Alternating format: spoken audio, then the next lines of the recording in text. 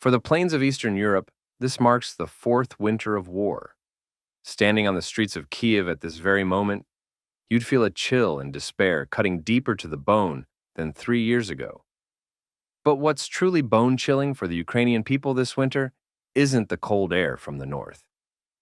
What was it? An unwelcome guest from across the ocean. On November 19th, over Kiev's Borispil International Airport, an unmarked U.S. Air Force aircraft touched down. When the door opened, the Ukrainians didn't see U.S. officers delivering missiles, nor NATO generals inspecting the battlefield. The man leading the way wore no expression on his face. His name was Dan Driscoll, the current U.S. Secretary of the Army. The moment the plane touched down, Zelensky might have still clung to a sliver of hope. Why do I say this? Because the press release afterwards downplayed the visit to an extreme degree. It mentioned discussions over drone tactics, investigations on military aid, and so on. But Western intelligence already knew. Driscoll's briefcase didn't contain any list of aids to be provided for Ukraine. Instead, it held a single thin sheet of paper. The meeting between Zelensky and Driscoll was straightforward. Trump, through Driscoll, offered only a black-and-white choice. He told Zelensky bluntly, "Either we see you at the negotiating table before Thanksgiving, accepting a 28-point peace deal, or America will cut off every bullet and every penny of aid in this harshest winter." At that moment, he uttered a phrase destined for the history books. "For peace, you must trade." You see, in this power game of international politics, if you don't have a seat at the table, you are destined to end up on the menu. How did Ukraine end up being forced to sign a worse-off agreement with zero dignity left? Today, I'll take some time to dissect this ultimate gambit and betrayal. This is nothing like any official superficial narratives you see in daily news briefs. We'll delve deep into the concealed details. Why and how the Russia-Ukraine war is now ending with Ukraine ceding territory for peace. How did the winds get all wiped out so quickly? And what is the ultimate driving force behind this entire geopolitical upheaval? History keeps repeating itself. Before we begin, I'd like to share a story 2,400 years ago. In 416 BC, Athenian hoplites had surrounded the small Aegean island of Melos. They did not attack immediately, but sent diplomatic envoys who uttered a phrase that would haunt the human conscience for over 2,000 years. Justice exists only between equals in strength. As for others, the strong do as they please. The weak endure what they must bear. The Melian refused to surrender. They believed the gods would do justice. They believed Sparta would send armies to back them up. The outcome is well known. Spartans never arrived. Every adult male on Melos was slaughtered. All women and children were enslaved. Today's Kiev is a modern-day Melos. To comprehend everything taking place in November 2025, we should not focus solely on Kiev. We must first understand the mindset shift that occurred within Washington's cerebral cortex. For the past 3 years, the Western support for Ukraine rested upon a particularly sacred, grand narrative: Ukraine versus Russia, a frontier battle between democracy and autocracy. But in the eyes of the Trump administration, who had returned to the White House in early 2025, this narrative has completely collapsed. Behind the strategic pivot lies a secret blueprint known as the Kellogg-Fritz Plan. In fact, this document had been circulated internally at the American First Policy Institute as early as April 2024. For Vice President Vance and his close confidant, the U.S. Secretary of the Army, Dan Driscoll, who we mentioned earlier, they are staunch realists in terms of foreign policy. In their calculations, the Ukraine war had long ceased to be a justified expedition. Instead, it had become a stalled construction project, where the return on investment had plummeted into negative. Imagine this scene, inside the Oval Office in Washington. Their conversations no longer revolve around how to defend freedom and democracy. Instead, they resemble a Wall Street venture capital meeting filled with cold, hard numbers. They pore over the calculation results. Hundreds of billions of dollars poured into this project. What have we gained? A stalemate on the front lines, Europe's deepening dependence, and an increasingly powerful Sino-Russian alliance. Let's take a brief detour and introduce this special envoy to Ukraine. In the new Trump cabinet filled with loud television personalities and ideological zealots, Driscoll is a notably quiet outsider. He isn't the type of elite who grew up sipping champagne in Ivy League secret societies. Though he did later attend Yale, he is deeply rooted in the Appalachian Mountains, a region that's among America's poorest yet most resilient heartlands. In 2009, the young Driscoll was deployed to Iraq's Nineveh province as a platoon leader. There, he witnessed the most ugly and brutal aspects of wars. Later, during a Senate hearing, he uttered words with profound meanings. "I saw in the front line how top-down decisions impact soldiers' life and death matters, and these decisions were often utterly meaningless." Remember these words, utterly meaningless. This became the foundation for his later leadership as Secretary of the Army, where he slacked several multi-billion-dollar projects designed for national defense and army transformation. In his view, sending soldiers to sacrifice for a war that couldn't possibly be won is the biggest immorality, and pouring taxpayers' hard-earned money into a bottomless pit is the gravest dereliction of duty as a military officer. Shortly after he took office in May 2025, Driscoll made a move that shocked the entire defense establishment. He announced to pull plugs on the M10 Booker light tank, which had been the flagship initiative for the U.S. Army's modernization.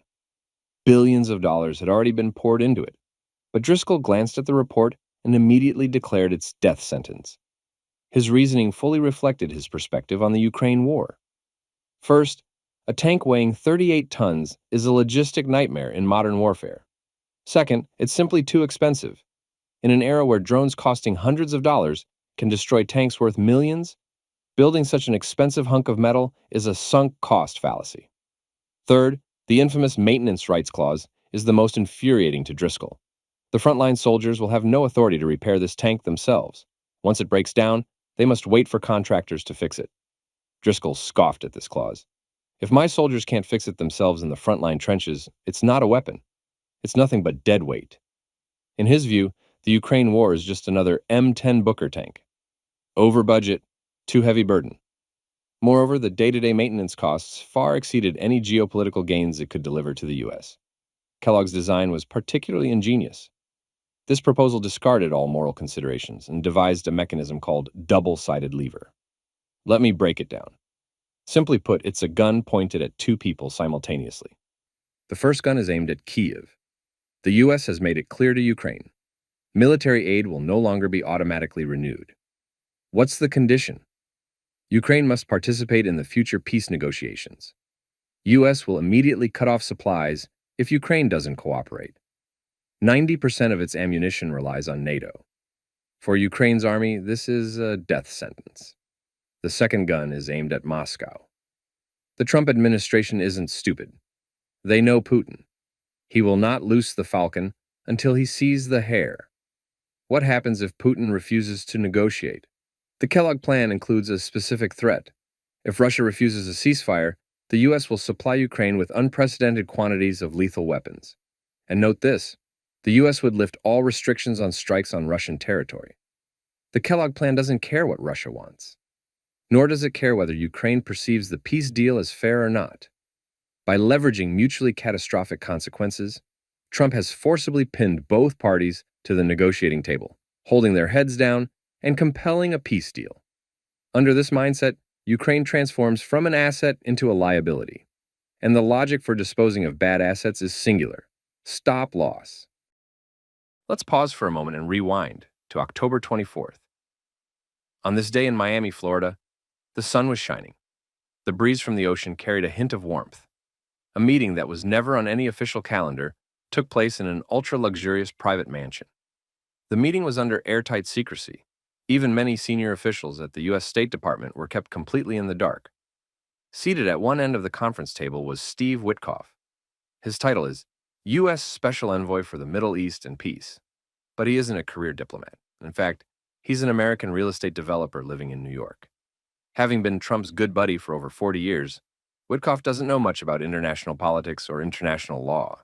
He doesn't care about diplomatic relations or historical grievances. In his eyes, Donbass, Crimea, are not territories at all. They are simply plots of land with titles in dispute. And when it comes to real estate, his most favored tactic is asset restructuring. Sitting across from him is Kirill Dmitriev. He is not a politician either. As the CEO of the Russian Direct Investment Fund and President Putin's chief financial controller, Dmitriev graduated from Stanford and Harvard, was a former Goldman Sachs banker, and is acting as Kremlin's most sophisticated expert on Western capital operations. He also serves as Putin's ultimate access to the Western elites. To secure Dmitriev's entry into the States for the sake of this meeting, the U.S. Treasury Department even granted him a special exemption on the sanctions imposed on him. Imagine this scene. While Russian and Ukrainian soldiers on the Donbass front lines were convulsing due to blood loss, these two billionaires were puffing cigars, sipping whiskey, and circling territories on a world map. It was transpired that this negotiation involved no discussion over justice, human rights, or democracy. The dialogue was stark. This territory is yours. Sanction relief is mine. This energy resource belongs to me, and you get to own that port. Witkoff's subsequent remarks to EU officials exposed his extreme arrogance as a business person. Geopolitical conflicts are no different from land parcels that can be divided and traded. A senior EU official was stunned into silence. He commented in a private conversation that Witkoff needed to see a psychiatrist. But this precisely depicts the principle of Trump's administration, the privatization of diplomacy. Marco Rubio, Secretary of State, should be the person in charge of foreign affairs who was effectively sidelined on this most critical issue. So you can see, real power rested with shadow envoys who possess deep business connections and answer only to President Trump. How confidential was that meeting? Even Trump's son-in-law, Jared Kushner, was brought in at the last minute. Over 3 days, 3 businessmen negotiated every detail as if closing a deal on a stalled real estate project. When the 28-point peace plan was later analyzed by linguists, those experts uncovered a chilling finding. The wording, syntax, grammar, and sentence structure of this English document bear strong traces of Russian influence. What does this imply? It suggests this so-called joint U.S.-Russia peace proposal was most likely drafted by the Russian side, translated into English, negotiated between the two parties, and then submitted to Ukraine for signing. In other words, the U.S. envoy Witkoff, in his Miami mansion, was essentially holding a list dictated by Putin, circling items, nodding in agreement, and then passing the list as an ultimatum to Zelensky. Rather than a peace agreement, this document resembles a corporate merger contract. Within such a contract, Ukraine is merely a traded commodity. It doesn't even get to hold the pen. So, how poisonous is this peace plan? Let's break down each point to see how it will strangle Ukraine's future gradually. Firstly, territory recognition.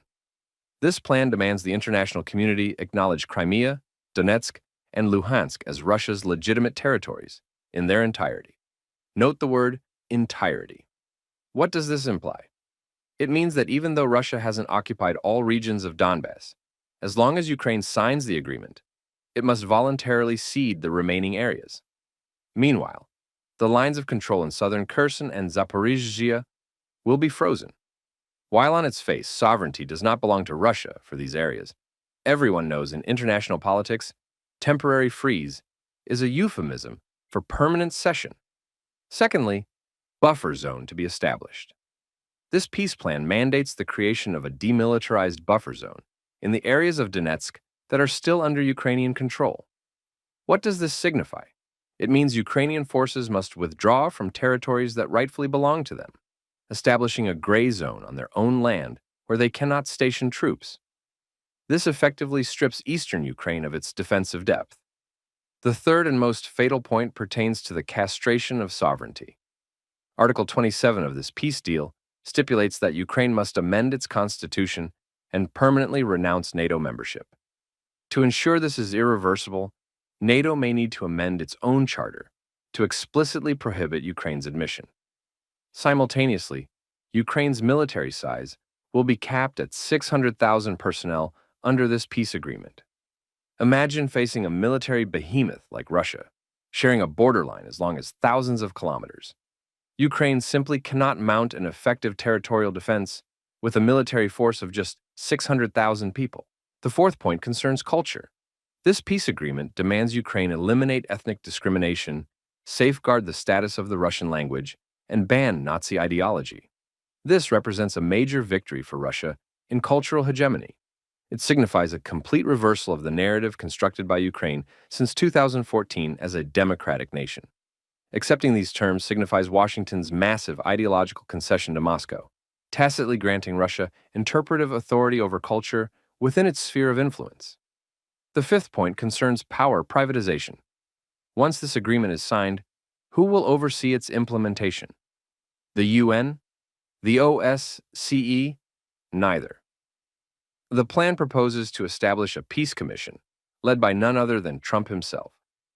This commission will wield supreme authority to adjudicate breaches and even directly impose sanctions.